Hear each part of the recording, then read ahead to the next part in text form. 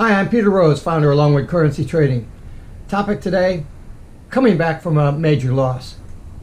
So I'm transparent with everything that I do as I go through my journey, but I also have to clarify what I'm trying to do as opposed to what I might teach somebody else to do, and as opposed to what normal people would do. In looking at the Forex market as a whole, you have to model it in some way. You just can't go in there and have a bunch of crappy rules in your head, like the stupid risk-reward ratio, or when the Bollinger Band does this, or using fibs to... all this stuff is just ludicrous. If you step back from it, who am I to tell you that it's ludicrous? I've got a bachelor's degree in physics, almost a minor in math. I had a 33-year career as a senior software engineer designing complex enterprise business applications. I've been in martial arts for over 55 years. Probably the real estate career was 40 years in real estate was a interesting experience in order to look at the whole spectrum of how you look at the battlefield of life, of financial life. Now, risk management in real estate is a little bit different than what you would find necessary in the currency markets. Trading in the currency markets is a little bit different because the currency market itself is different than the stock market or the commodities market or whatever. So if you have no experience in financial stuff, and you're listening to some fool who's come out of the stock market, or all the education they have is they learned it from some guy who did come out of the stock market, and they're trying to put their moving average crossover systems and Bollinger Bands and all the other kinds of stuff, volume analysis that most financial markets use. It's no wonder that 90% of the traders fail. Now you have to define what failure is. If you lose and you continue to work your way through and the losses are manageable, and there's the key word, is manageable, then your trading is not an upward linear curve. The results, now they could be, and that's how you grow a smaller account to a larger account over time. In real estate, that's not the way that you do it. You push all your chips to the center of the table when you go into a deal, because you've got to know how to make that deal. The deal works out. There's certain financial things that you do to recapitalize that asset. You move forward, you save your money, you go in and you make the next big deal using the previous deal as creditworthiness and paying bills and stuff like that. And so it's a managing process. At some point, that market collapses, as it will certainly now. This is December late November. It's almost December of 2023, and we've seen this huge run up in the stock market. We've seen this huge run up in the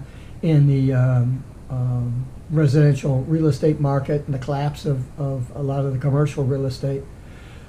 There's always going to be a collapse. There's always going to be a fall that follows a spring and a summer. And as the market falls, we're fortunate in the currency markets that we can still make money.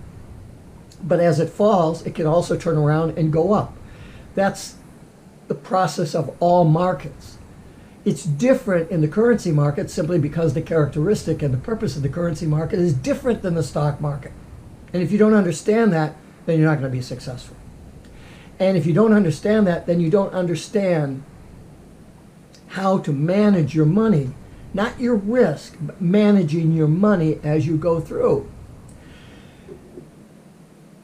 If you're not willing to risk a large piece of your account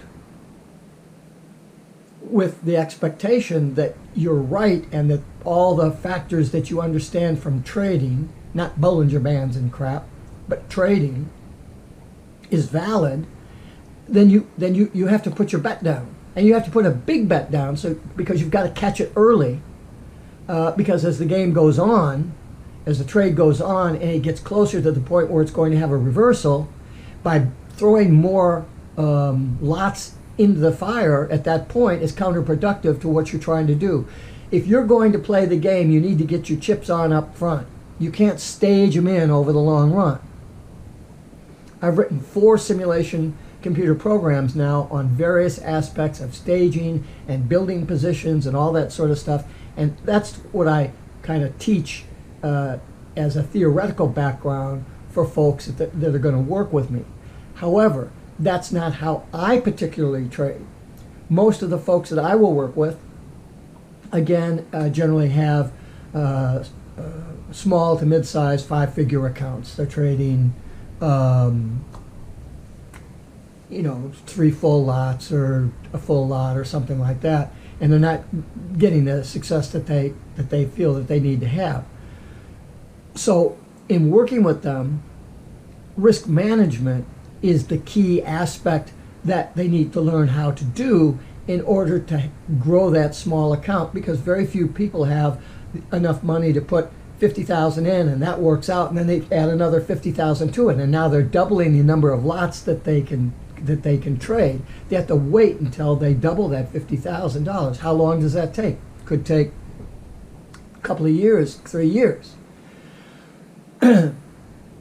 What we learn in real estate is that the importance of compounding, right? So if you start real estate and any investment, really, you want to get all of your stuff up front so that in 10 years, 15 years, you own those properties free and clear, or they have very small mortgages on them, so that in 20 years or 30 years, when you go to cash out, they're all paid off, and they've all had the ability to appreciate at an average of about 8% a year over 20-year periods of time.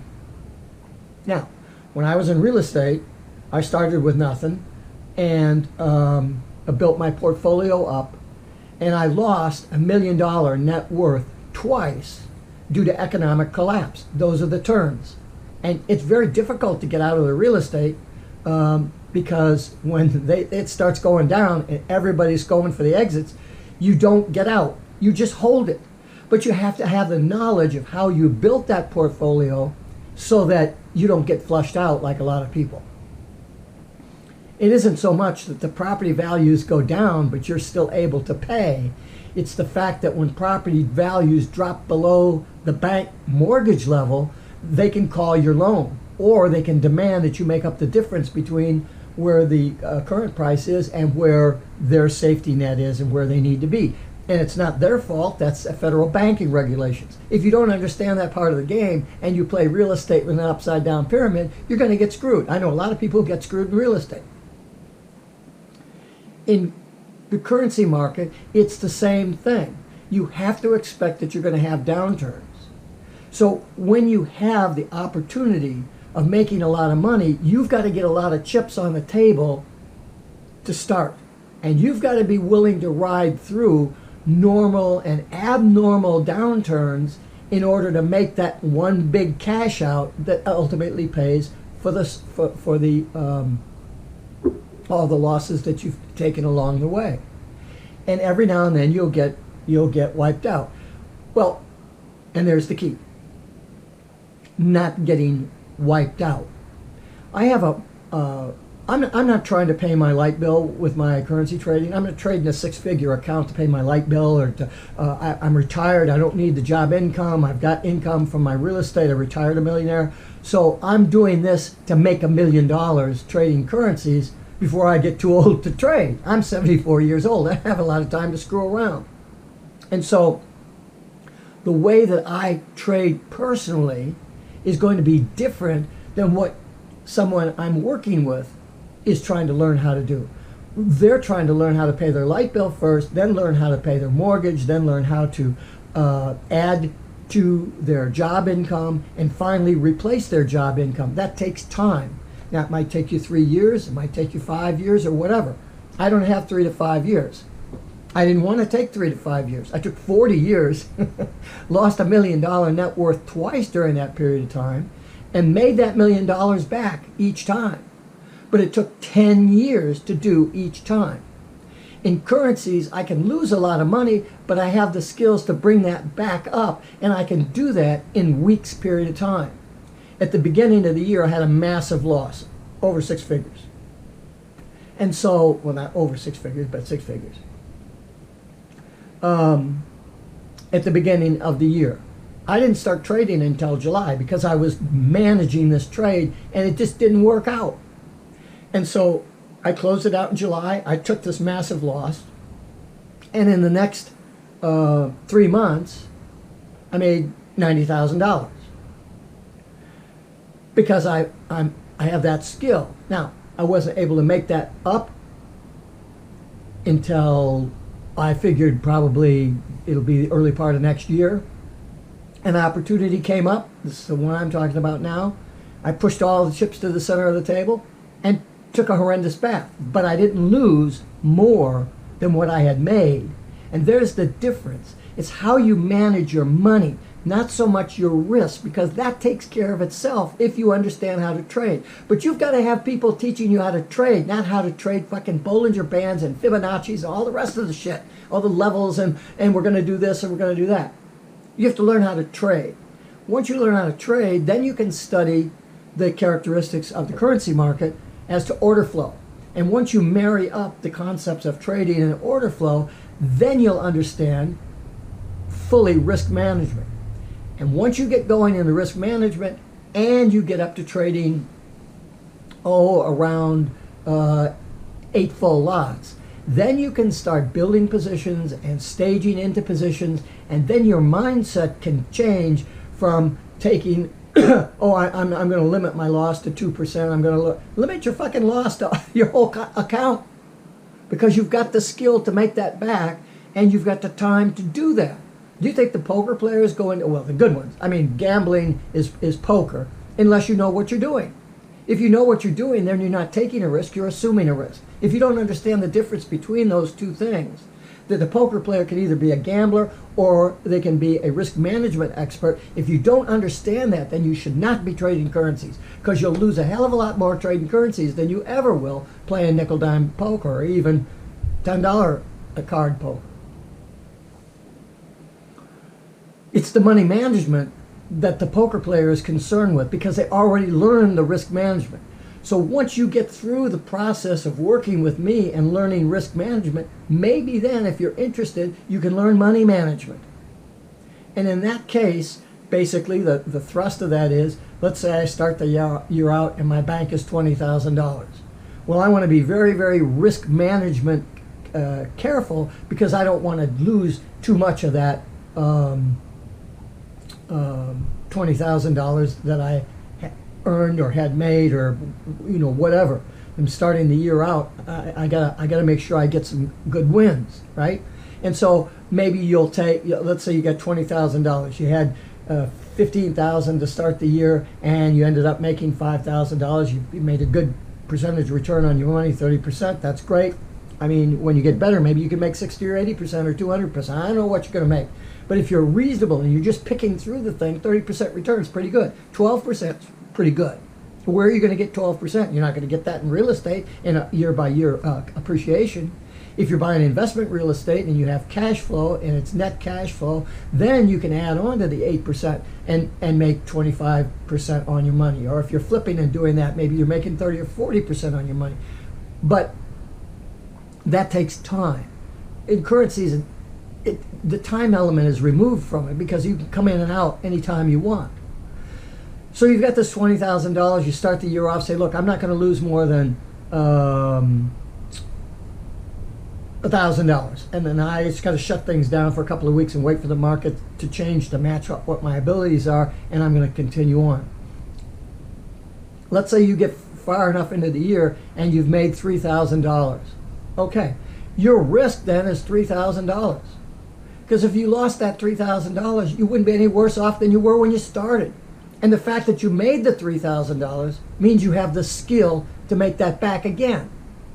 And the next time, so you lose the 3, you work that 3 back up, and maybe the next time you make 5. And then you lose 2. You see how you're layering this stuff as you go forward. That's money management. It's not risk management. If all you're talking about and criticizing other people is about their risk management, then you're too small thinking, and you don't understand game theory, and you don't understand investment management philosophy. So you need to find somebody out there who understands this stuff, because you can make more money trading currencies than you can conceive of. But you have to do it in one of 2 ways. One, you slowly grind it through and you make your money on a percent return basis. Now, whether that percent return basis, whatever that is, that's based on your skill. Some people can make 12% a year. Some people can make 80% a year. I've made 90%. Last year, 2022, I was up 91% on my risk, against my risk on my bank. 91%. So I made 90% on my money. And I was 3 months to the end of the year. I ended up the year 46% up on my money. So there was that big loss, but I took a run for it, and I risked. So I had I made 46% in 2022. 2023, I'll probably be negative because of that huge loss I took up front, and then I had a back step on this one. I thought I had a good opportunity. It's not a gamble. It's money management. And so after I made that loss, which was 2 days before Thanksgiving, yesterday was Thanksgiving, I'm recording this on Friday, the 24th, so be the 23, 22, the 21st or 23rd, I guess. I lost that 22nd. I lost that huge. I just had to take it because it was approaching the amount of money that I had made, and so I don't want to lose more than I've made. In 3 months, I'd made $90,000. So we're just renting the money until we pull it out of the account, put it somewhere else, buy a car with it or something, right? So other than that, it's just there to make more chips. So I pulled the money out. It was a huge loss. What did I do the next day? I got back in. And I traded again, and I made $1,600. You cannot trade with fear, and you must understand risk management, and you must, if you're going to try to do what I'm trying to do, you must understand money management as well. So don't be too quick to criticize people that you see that are trading out there, because their methods are valid as long as they're making money and progressing through and following a process. If you're just out there throwing shit against the wall, I don't have any respect for you, and you shouldn't have any respect for somebody who's doing that as well, or somebody who's trading at 200 or 3 or 4 or 500. So some folks are trading at 500 to 1. Well, that's great. They've got the general skill, and they're clipping their losses short. You won't do that. 90% of the currency traders lose 90% of their money in 90 days. That was a statistical study that was done by a major FOREX broker. This is many years ago. Over 43 million client transactions, 25,000 customers. And they found out that 90% lost 90% of their money in 90 days. What they also found out was that 72% of them were winning trades. So they were 72% winning trades, but they still lost all their money. Why is that? Because they cut their winners short and they let their losers run. That's a stupid thing to say. That's not what they are doing. That was the result of what they did. And most people just say, "Oh, I gotta let my winners run and I gotta cut my losers short." But you can't do that.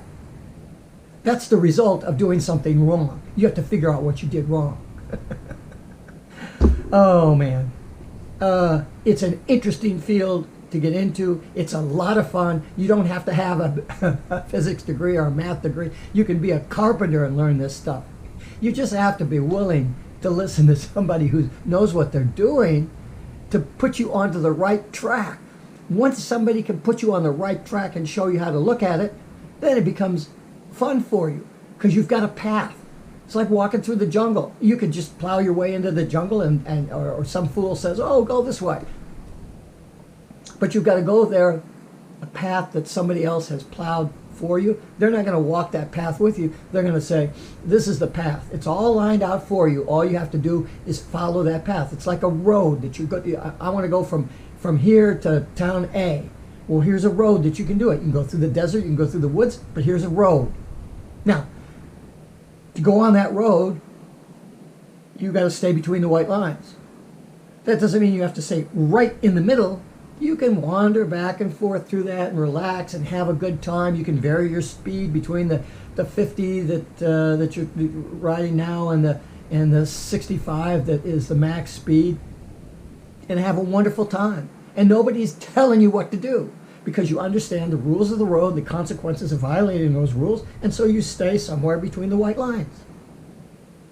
These folks that are telling you trade on the 67% return rate of the Golden Cross is great, and here's the system for London Open, it's craziness. It's just craziness. And I'm here to tell you that it doesn't need to be that tough. It's not. Peter Rose, Longwood Currency Trading. Have a great day and have a great trading day.